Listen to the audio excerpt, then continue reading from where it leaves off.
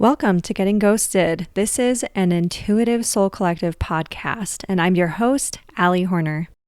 Welcome, everybody. I'm recording this outside, so hopefully the volume is okay, and hopefully the background noise isn't too much. I just felt like it was very peaceful, and I feel very grounded here and was getting some really clear messages about what the guides want me to talk about today for you guys. So hang in there because we are going to have a really great message coming about prosperity and what may be blocking you and what you may need to be focusing on instead of always worrying about all the things that are in your way or going wrong.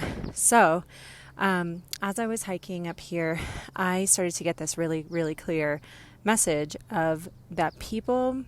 I've had a lot of people lately, especially in readings, this kind of comes and goes in waves, but I've had a lot of people asking about why they're so blocked around money and prosperity, why they're having certain things that just aren't working out for them. And inevitably, when they are asking about it, they will say something like, well, what's going to happen though? But what's going to happen next? Is this going to happen? Is that going to happen? Am I going to get this job? Is this person going to come in? Is my ex going to want to get back together with me? Like what will happen? They're very focused on predicting the future. They think that there's always a set of circumstances or outcomes that can be predicted. And the guide said this is the exact thing that's preventing them from having everything that will actually make them happier. And they said, amongst some other things, like they have to kind of come back to, why do I believe that there has to be a fate? Why do I believe that there must be a destiny? And my guides were pointing out all of these different examples of people who are kind of in that headspace outside of readings too. So for example, did you have someone in your family who always talks about a family curse? Is there someone around you who has the headspace of, this is just the way it is for me? This is the way life has to go for me. And it's a negative belief system. So if you believe you have a curse on you, if you believe your life is supposed to be a certain way, or that you don't get good things, that you're never going to get good things, they keep saying you believing in some certain fate, even if it's not a fate you want, but it's a fate that you've almost resigned yourself to have. This is when people begin to write their own stories, and then it's almost like they create that outcome without realizing that they could have changed it all along. And they keep showing me fate and free will coming together. So this is one of the big things that blocks people from being able to co-create with the universe, with their guides, with their intuition, their inner knowing, their highest self, whatever you want to call it. This is what prevents people from moving forward and having more of the outcomes that they want, having more of the prosperity that they want, better relationships. Even my guides were saying, even certain health outcomes. Some people just resign themselves to, I'm going to have to deal with this health problem. This is how it has to be. And it's like, okay, well, thinking that way is going to prevent you from seeing all the different ways that you could work on that health ailment. It's going to prevent you from seeing the energetic changes that you could make. It's going to prevent you from looking up different types of treatments or different types of doctors. It's going to prevent you from seeing when there are breakthroughs in research and studies around treatments for that thing. It's going to prevent you from seeing really obvious answers as well.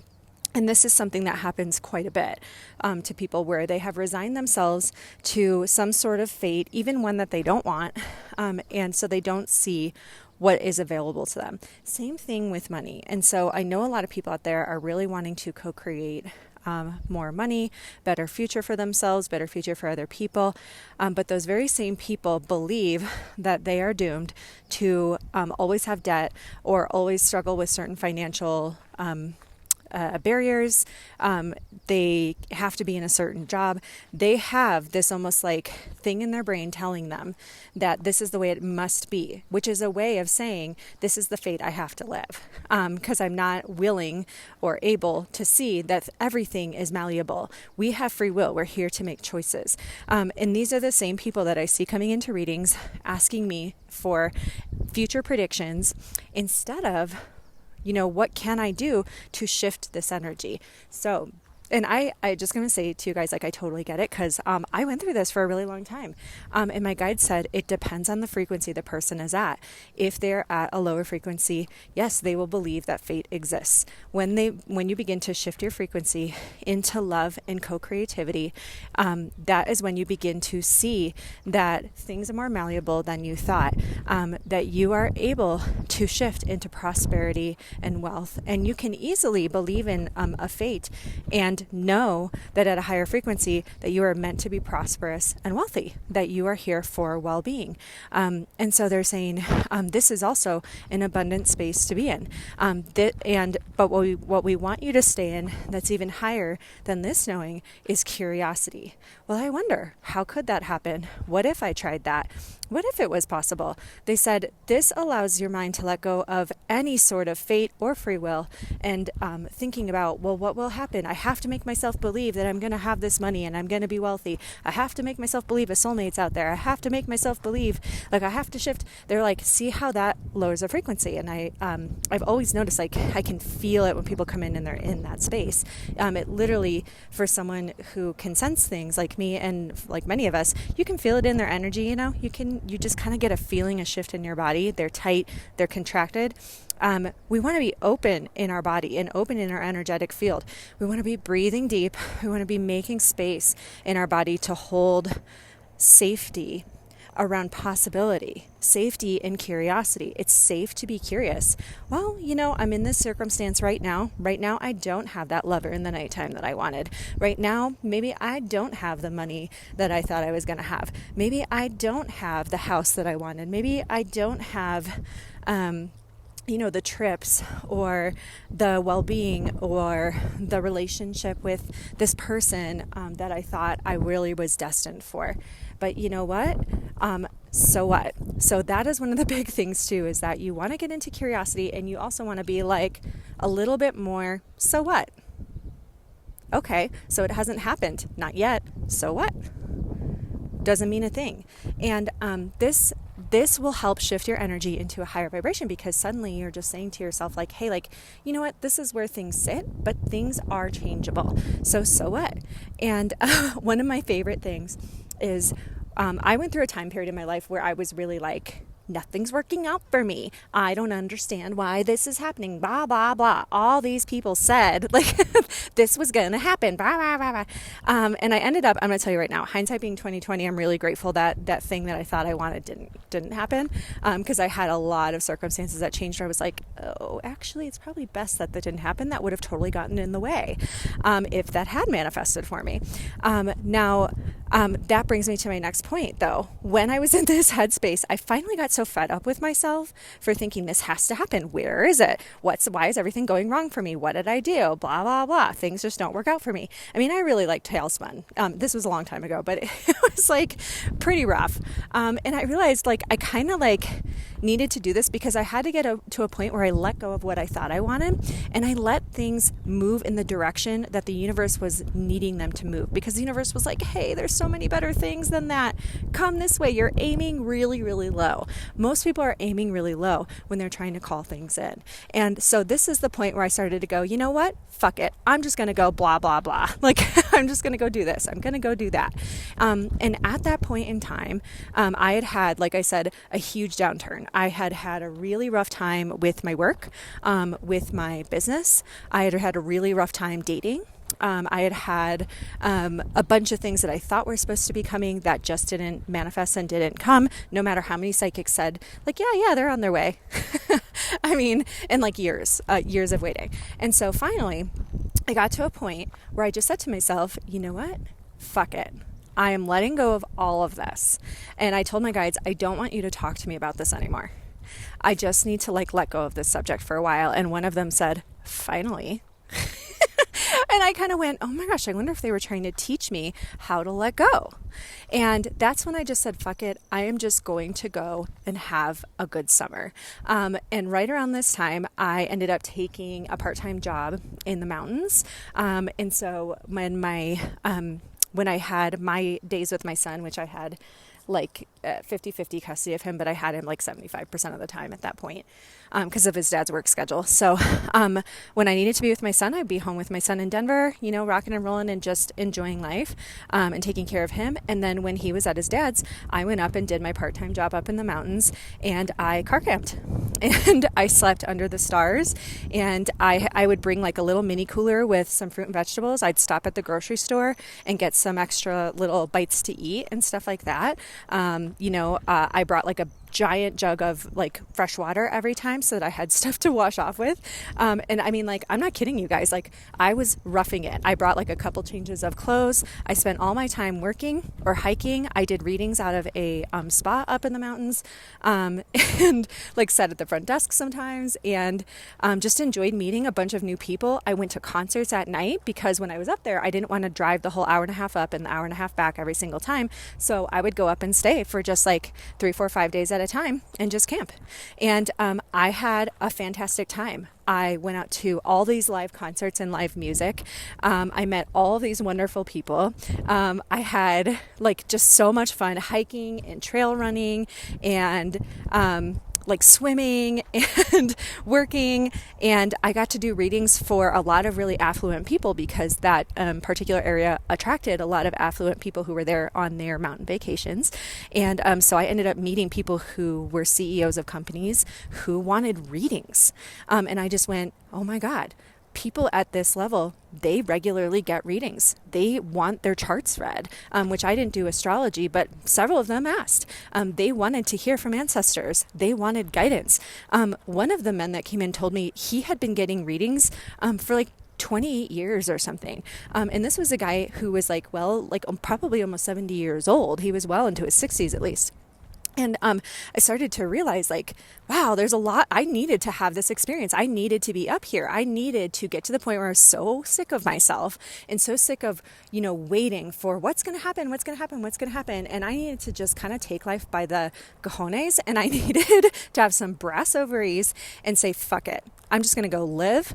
And that's when my intuition really kicked in, because my intuition was like, come on. Let's go to some concerts. Let's go take a load off. Let's go do some readings up here. And everything synchronized and worked out for me to do that for that summer. It completely reset my energy. It completely reset my life path. And I felt like I needed to do this. Like life had been trying to show me like, hey, like we got to go in another direction now. Like this isn't working. And finally I let go and I found what worked. So, and that's when I said, fuck it to the fate thing. And I just kind of said, you know what? There very well may be fate. I've had a lot of psychic predictions, like a lot of them come true for people. But at that point in time, it was clear to me that what had been predicted for me had changed, or we had misunderstood it. And I just said, fuck it. Time to go live. And I'm going to tell you right now, a lot of you guys need a little more fuck it going on right now. A lot of you guys need a little more devil may care, and a little bit more let's just fucking roll, man. Let's just go for it. Let's roll with the punches. Let's go for it with life. Let's just go live. Like, let's remember what we came here for. And so that is one of my other points, is like I stopped like assuming. I started getting curious again, which is like a foundational step in intuition and mediumship. But I'm not a perfect person, and so even as a psychic medium, I think sometimes I fall trapped to everyone expects me to know everything. And so I fall trapped to that sometimes. And I have to remind myself, like, yeah, I don't have to know shit. Like, and for any of you who are wanting to be professional psychic mediums, you will absolutely fall to this pressure as well, or feel this pressure. And you're going to have to remember, you're not here to know everything. You're only here to know what you're meant to know in that moment at that time. And sometimes that means you're not supposed to know anything. You are supposed to be rolling with it, letting your intuition lead. And intuition is not always about seeing what's coming before it comes, though it will help you do that. It is more so about guiding you in the moment so that you can go have a freaking fantastic time, meet the right people at the right time, be in the right places at the right time, so that the universe can synchronize everything. And that is when things will really, really begin to work out for you. So the curiosity and openness, the ability to let go of that fate and stop assuming that you know your fate. Stop assuming that there's got to be only one path for you. In essence, really at the end of the day, there is just that one. But it's not just a road. It's more like you have lessons and themes and things like that that you are meant to encounter in your life. And collectively, there's big collective patterns that we're meant to look at as well. But how you go about it is entirely free will. So the actual circumstances of your life are completely up to you. Get curious, start to have fun with it, play with your life a little bit more like it's clay or Play-Doh, and start to say, fuck it, a little bit more. And in case you're wondering, after I had that summer is when my business picked way back up again, because I had started to make some new connections. I had cleared out my energy. And not long after that summer is when things started to really take off with TikTok. And so I had new clients come in, and then I started doing TikTok live readings. It was almost like everything just started to line up again. And once I started doing TikTok live readings, which if you found me from there, I've been doing less of them lately, but they definitely helped me pick my income back up to a healthier place, which I'm very, very grateful for, because I know that this is like my life's work. And so as I was like doing these readings, my income picked back up, and I started to get a lot busier. And I was like, wow, I'm glad I had that fun summer when I did, because while I do have time and energy now, I do still have to, this work does take a little bit more time and energy. And so, I was glad that I turned things around by just like letting go when I did. Thank you again for listening, everyone. I hope that the noise levels were okay on this. And I just appreciate you guys being here and listening to the podcast. Make sure that you are subscribing, downloading, saving, leaving reviews, sharing with your friends, and that you're submitting questions or stories for the podcast, things to be shared, so that I can use them in a future listener stories episode. Those are some of my favorites to do. I always love answering your questions and channeling guidance for you guys. So feel free to submit those. You will see a link in the show notes for that. I also have my Patreon group where you can come learn. There's a ton of classes and fun games and things like that are already in the Patreon group. You can also sponsor the Getting Ghosted podcast as a member of the Getting Ghosted Pod Squad in the Patreon groups. And in addition, I do have a lot of private readings that I just announced and created more openings for on my calendar. So you will see those linked up in the show notes as well. I hope that you guys will stick around and keep listening to the podcast, and I hope to hear more about what you guys want to learn about and listen to.